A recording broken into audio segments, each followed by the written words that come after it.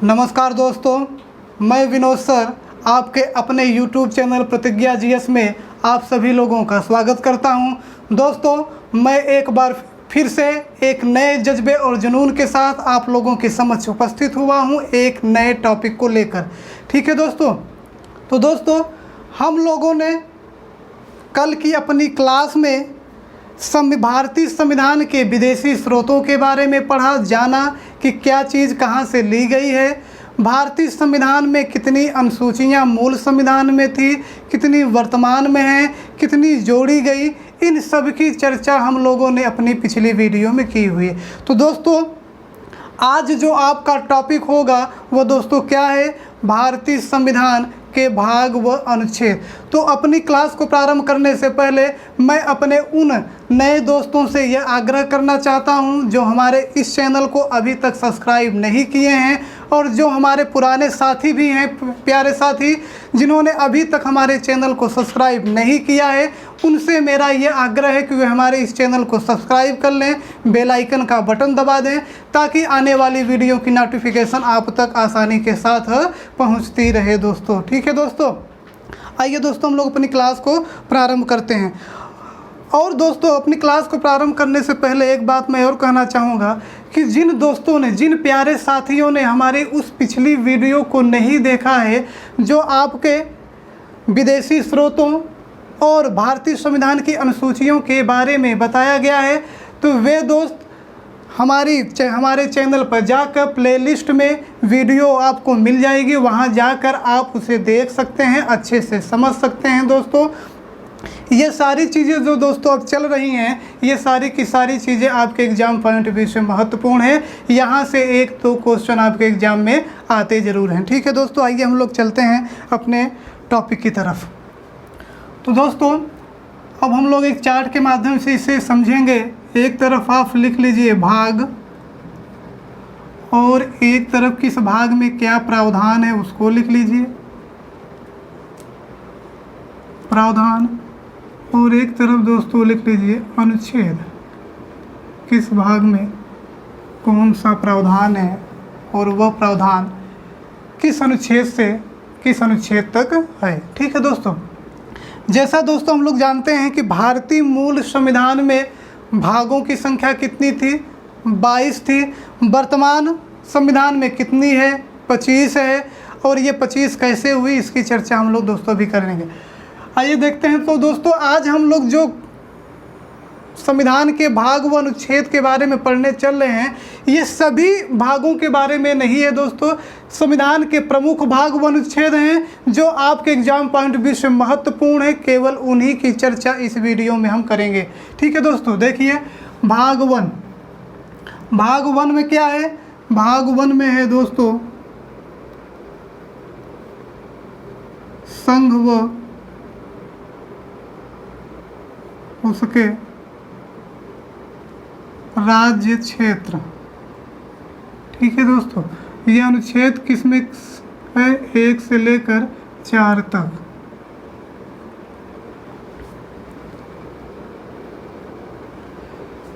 भाग दो, भाग दो में क्या है, भाग दो में दोस्तों नागरिकता का उल्लेख किया गया है और यह नागरिकता कहाँ से लेकर कहाँ तक अनुच्छेद तक है, तो 5 से लेकर 11 तक। भाग 3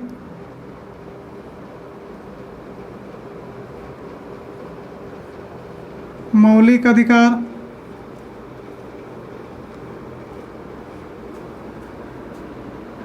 अनुच्छेद कहाँ से कहाँ तक, 12 से लेकर 35 तक। भाग 4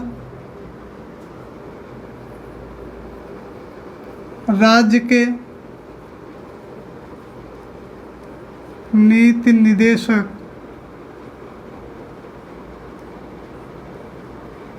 तत्व, ये कहाँ से कहाँ तक अनुच्छेद में है, 36 से लेकर 51 तक।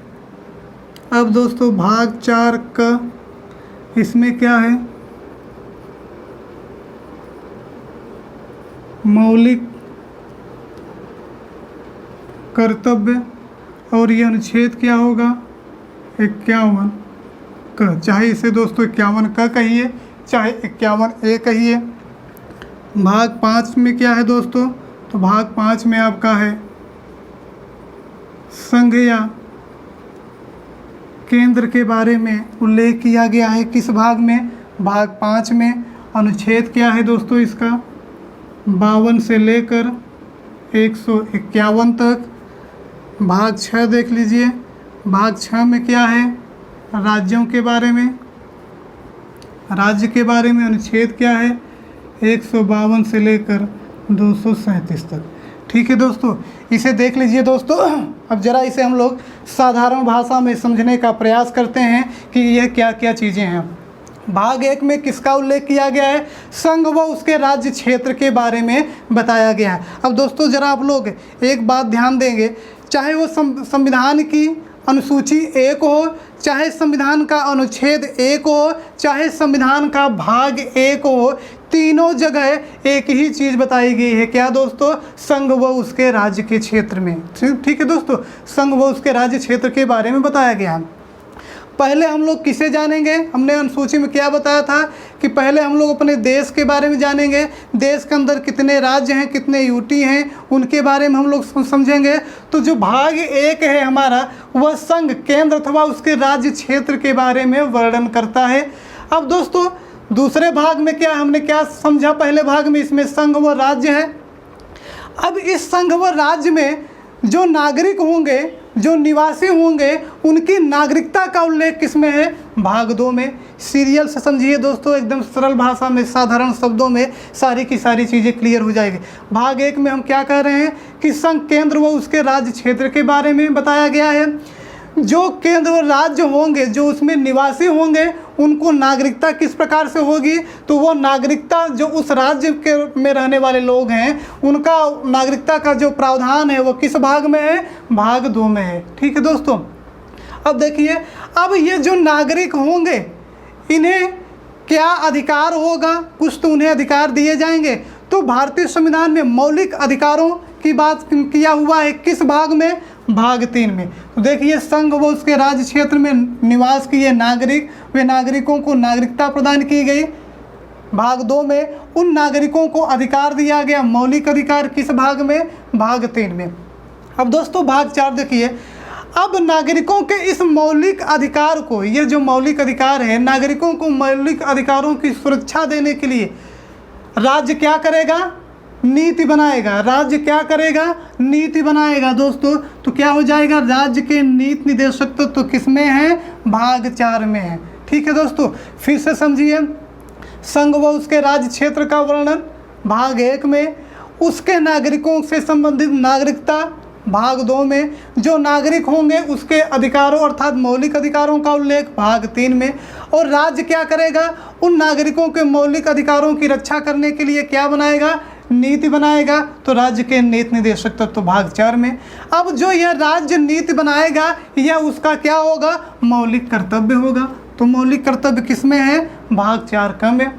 ठीक है दोस्तों, भाग 5 में क्या है, संघ या केंद्र, भाग 6 में क्या है, राज्य। तो दोस्तों ये जो 4 के ग्रुप हैं, आपको इसको एक ग्रुप बना लीजिए, यहीं से अक्सर क्वेश्चन आपसे पूछे जाते हैं। तो उम्मीद करते हैं यहाँ तक आप लोगों के समझ में आ गया होगा। अब दोस्तों हम आगे की तरफ चलते हैं।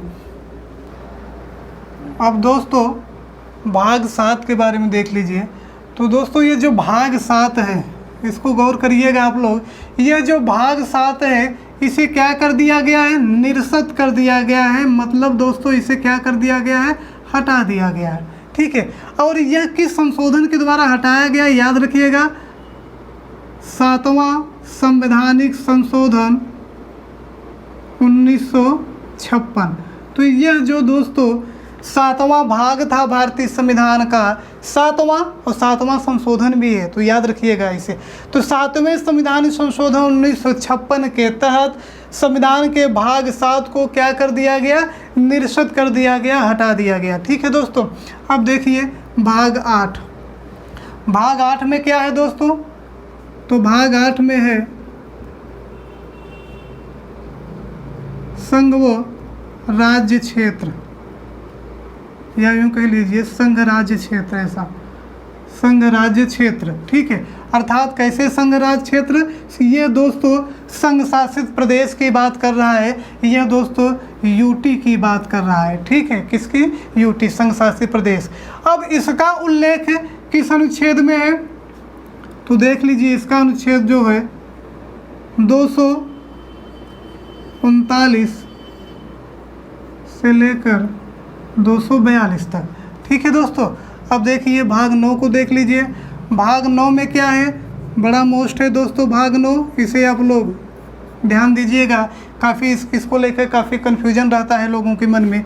तो भाग 9 में क्या है दोस्तों, पंचायतें। भाग 9 में क्या है, पंचायतों का उल्लेख किस भाग में किया गया है, भाग 9 में किया गया है। अनुच्छेद की बात करें तो अनुच्छेद 243 से लेकर 243 अड़, इसे दोस्तों आप ओ भी कह सकते हैं। इंग्लिश में अड़ की जगह कौन सा वर्ण आएगा, ओ, ठीक है। अब भाग 9 का, भाग 9 का में क्या है, नगर पालिकाएं।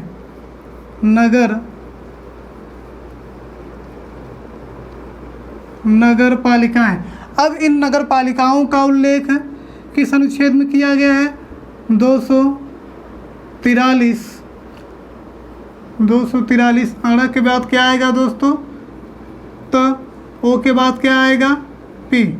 चाहे त कहिए चाहे पी कहिए, दोनों एक ही है। पी की जगह हिंदी में कौन सा वर्ण होगा, त, और त की जगह इंग्लिश में कौन सा वर्ण होगा, पी। 243 पी से लेकर 243 य छ। अब यहाँ पर थोड़ा सा दोस्तों कन्फ्यूजन होता है, इसको समझ लीजिए कि यह के बाद फिर से कैसे शुरू हो गया, आगे क्यों नहीं बढ़ा यह के आगे, क्योंकि हिंदी में तो आगे भी वर्ण है। तो दोस्तों मैं आपको बताना चाहता हूँ, यह जो क ख ग है और जो इंग्लिश में ABCD है, वो इंग्लिश के आधार पर इसे रखा गया है। अब यह जो यह है दोस्तों, ये इसे अगर क्रमांक इसका देखेंगे तो यह क्रमांक है 26, और 26 दोस्तों इंग्लिश में जो वर्ण आएगा 26 क्रमांक पर कौन सा आएगा, जेड, ठीक है। अब ABCD जेड तक तो ही होता है, जेड के आगे तो होता नहीं, तो इसीलिए फिर से ABCD शुरू हुआ। तो इसीलिए यहाँ जो यह है दोस्तों इसके आगे नहीं गया, फिर से क्या हो गया, क ख ग घ शुरू हो गया, ठीक है। तो जेड, ये जो 6 है ये 7वें नंबर पर है, तो 7वां नंबर किसका है, जी का। तो क्या होगा दोस्तों, 243 तक कहिए या पी कहिए से लेकर 243 जेड जी या यह 6, दोनों एक ही है, ठीक है दोस्तों। उम्मीद करते हैं यहाँ तक समझ में आ गया होगा आपको। आगे देखिए दोस्तों, भाग 11 में देख लीजिए। भाग 11 में क्या है, केंद्र राज्य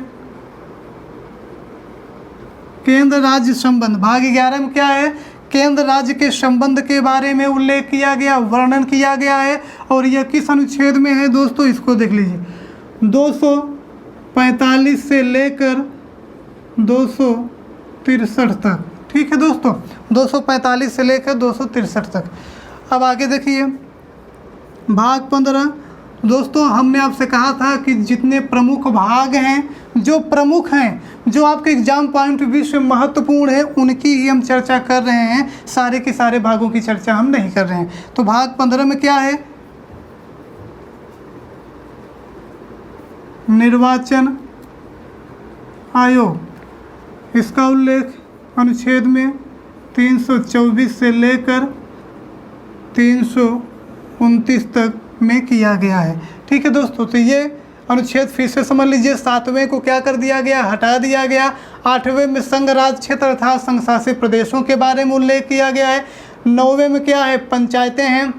दोस्तों इसको लेकर कन्फ्यूजन क्या होता है, आपसे पूछ रहा है क्या कि भारतीय संविधान के किस भाग में पंचायती राज व्यवस्था का उल्लेख किया गया है। अब दोस्तों अक्सर हमारे दिमाग में बना हुआ है, यह बैठा हुआ है कि जो पंचायती राज व्यवस्था है इसे 73वें संवैधानिक संशोधन 1992 के तहत जोड़ा गया, और वहाँ पर जोड़ा गई कौन सी अनुसूची, 11।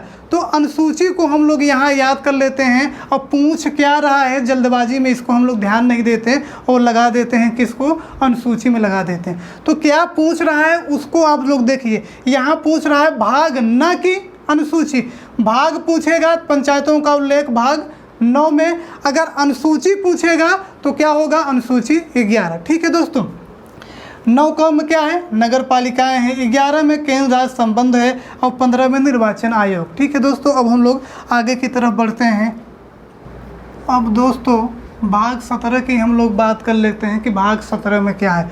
तो भाग 17 में क्या है दोस्तों, भाग 17 में आपका राजभाषा है। राजभाषाओं में कितनी राजभाषाएं हैं, इन राजभाषाओं के बारे में उल्लेख किया गया है, वर्णन किया गया है। किस भाग में, भाग 17 में। अगर अनुच्छेद कहें दोस्तों तो अनुच्छेद होगा 343 से लेकर 351 तक। ठीक है दोस्तों। कहाँ से, 343 से लेकर 351 तक। अब भाग 18 को देख लीजिए। भाग 18 में क्या है दोस्तों, आपात